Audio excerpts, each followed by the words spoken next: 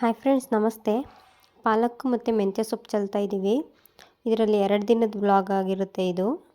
ಮೊದಲನೇ ದಿನ ನಾವು ಇದನ್ನೆಲ್ಲ ಮಣ್ಣಿಗೆಲ್ಲ ನೀರು ಹಾಕಿ ಚೆನ್ನಾಗಿ ಬಗ್ದು ಸತ್ತೆ ಎಲ್ಲ ಕ್ಲೀನ್ ಮಾಡಿ ನೀಟಾಗಿ ಈ ಥರ ಮಾಡಿ ಬಿಟ್ಕೊಂಡಿದ್ವಿ.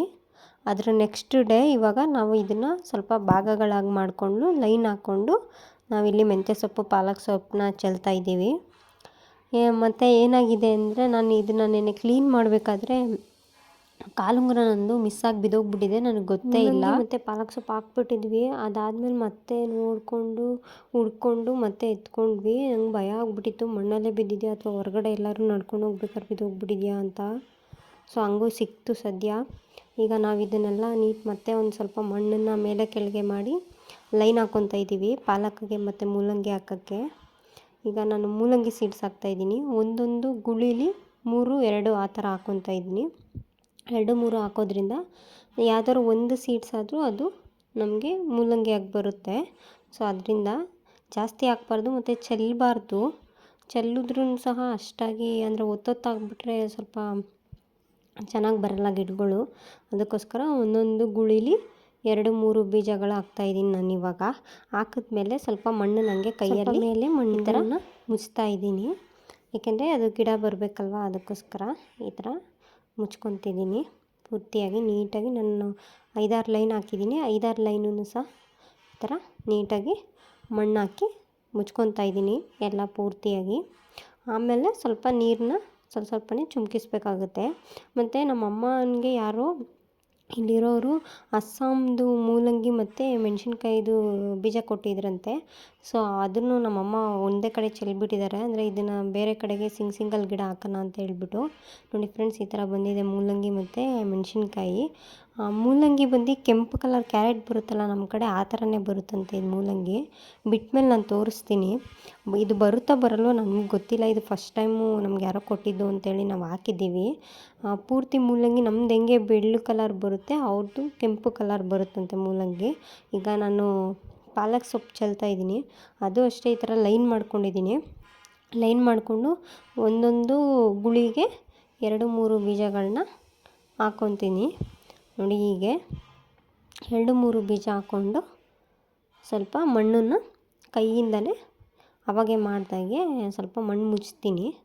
ಅಂದರೆ ಅದು ಗಿಡ ಬೆಳಿಬೇಕಲ್ವ, ಅದಕ್ಕೋಸ್ಕರ ಸ್ವಲ್ಪ ಕೈ ಆಡಿಸಿದ್ರೆ ಸಾಕು ಮಣ್ಣಲ್ಲೇ, ಅದೇ ಮಣ್ಣಲ್ಲೇ ಕೈ ಆಡಿಸಿದ್ರೆ ಸಾಕು. ನಾವೇನು ಎಕ್ಸ್ಟ್ರಾ ಮಣ್ಣು ಹಾಕಬೇಕು ಅಂತೇನಿಲ್ಲ.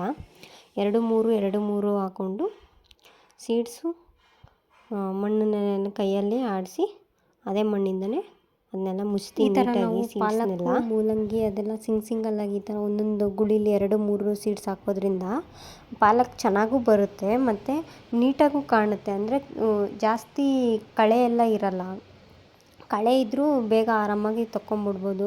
ಬಟ್ ಆದರೆ ಚೆಲ್ಲಿದ್ರೆ ಅದು ಪಾಲಕ್ಕು ಮತ್ತು ಜಾಸ್ತಿ ಬರುತ್ತಲ್ವ, ಅದು ಎಲೆಗಳನ್ನ ನಾವು ಬಿಡಿಸ್ಕೊಳ್ತಾ ಹೋದರೆ ಅದು ಇನ್ನೊಂದು ಸರಿ ಸೊಪ್ಪಾಗುತ್ತೆ.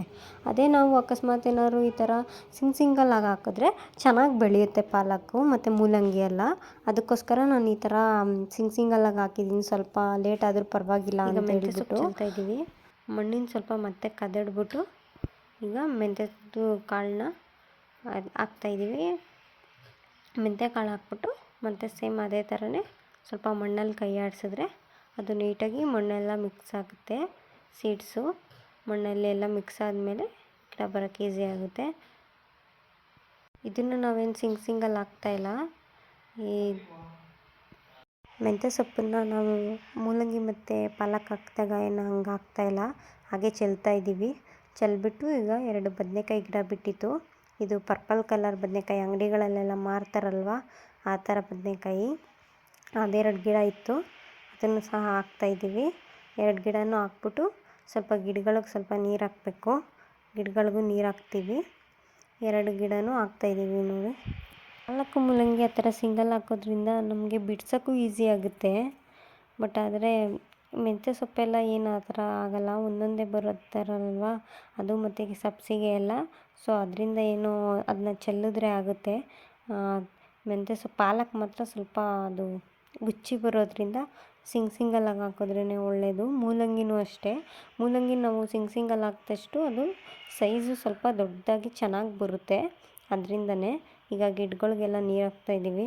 ಗಿಡಗಳಿಗೆಲ್ಲ ನೀರು ಹಾಕ್ಬಿಟ್ಟು ಇವತ್ತಿನ ಕೆಲಸ ಇಷ್ಟೇ. ಇವತ್ತಿನ ಕೆಲಸ ಇಷ್ಟ ಸಾಕಾಯಿತು. ಇವತ್ತಿನ ವೀಡಿಯೋ ಇಷ್ಟ ಆಗಿದೆ. ಇವತ್ತಿನ ಕೆಲಸ ಗಾರ್ಡನ್ ಕೆಲಸ ಇಷ್ಟೇ. ಆ ಕಡೆ ಎಲ್ಲ ಗೋಡೆ ಪಕ್ಕ ಇರೋದೆಲ್ಲ ಕನಕಾಂಬರಗಳು ಹಾಕ್ಕೊಂಡಿದ್ದೀವಿ. ಧನ್ಯವಾದಗಳು. ಇದಾಗಿತ್ತು ಇವತ್ತಿನ ವೀಡಿಯೋ.